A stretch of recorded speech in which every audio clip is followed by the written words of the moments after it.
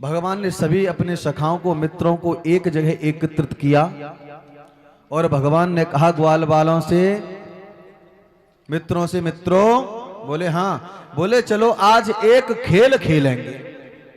क्या खेल खेलेंगे कन्हैया बता? बोले चलो आज से हम खेल खेलेंगे, माखन चोरी का खेल खेलेंगे, माखन चोरी करेंगे। सो ग्वाल बालों ने और ने कहा कि चोरे छोरा, तो ये घरे माखन मिश्री ना मिले, सो तू चोरी की बात कर रहा है। भगवान ने कहा कि हमें तो माखन मिश्री मेरे घर पे तो इतना है कि तुम्हारे घर पे नहीं हो, बहुत है मेरे घर पर माखन मिश्री, लेकिन तुम देखो कैसे एक हड्डी के हो रहे हो, सूखे पाखे हैं, तुम्हें माखन मिश्री नहीं मिलता। क्यों? कि तुम्हारी जो ग्वाल सखियां हैं ये गाय का दोहन करती हैं, दूध दही जमाती हैं और सारा दूध दही जाकर के मथुरा में बेक आती है, तुम्हें कुछ खाने के लिए नहीं मिलता।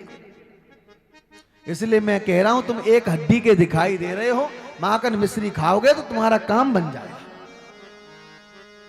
लल्ला चोरी करते हुए पकड़े गए तो? बोले पकड़े जाएंगे तो दंड मिलेगा और क्या होगा।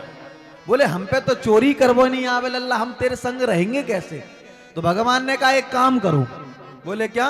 बोले सबसे पहले अपने घर पे चोरी करना सीखो। बोलो राधे राधे राधे राधे। पहले अपने घर पे सीखो, और घर पे चोरी करते समय जो नहीं पकड़ा गया वो पक्का चोर, और जो पकड़ा गया वो कच्चा चोर। बोले ठीक है। सो सबन ने भगवान की बात मान ली और सभी ने अपने घर घर पे जाकर के चोरी करना प्रारंभ कर दिया, और भगवान ने कहा कि कल यहीं आकर के मिलेंगे। बोले ठीक है।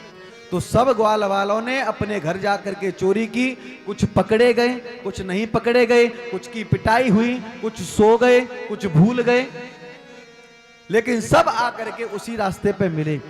भगवान ने कहा अच्छा ये बताओ चोरी किस किसने की? सबने हाथ उठा लिया, हमने की। पकड़ा कौन कौन ने गया वो हाथ खड़ा करे। बोले हम नहीं पकड़े गए। भगवान ने कहा तुम एक तरफ आ जाओ। भगवान ने कहा कि अगर तुम नहीं पकड़े गए हो तो तुम मेरी मंडली में शामिल हो जाओ। सब ग्वाल बाल कहने लगे, और जो थे जिनको शामिल नहीं किया, लल्ला हमें भी अपनी मंडली में शामिल कर ले, अरे हम तेरे कुछ न कुछ तो काम आ ही जाएंगे। तो भगवान ने अपनी मंडली में शामिल कर लिया, और आजकल मंडली बहुत घूम रही है। देखो श्याम बाबा का कितना नाम है कि प्रत्येक जगह श्याम बाबा की मंडली, हर जगह कीर्तन होता रहता है। इसलिए भगवान ने भी ग्वाल बाल बोले लल्ला अपनी मंडली बना ले। ग्वाल बालन ने कही कि हमारी तो मंडली बनी बनाई है, लेकिन जब मंडली को नाम का होगा वो बता दे लल्ला, बस नामकरण कर दे तू जा मंडली को।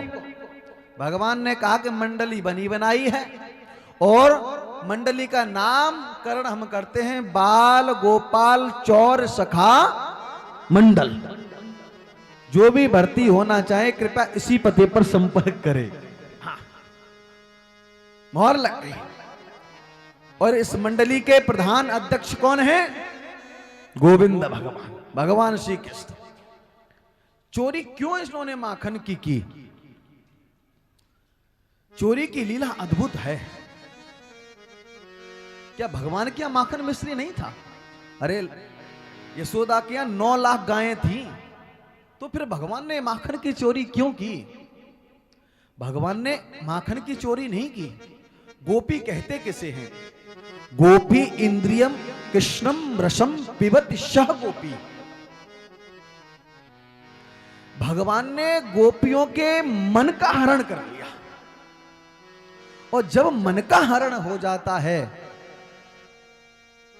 तो फिर शरीर में कुछ बचता नहीं है।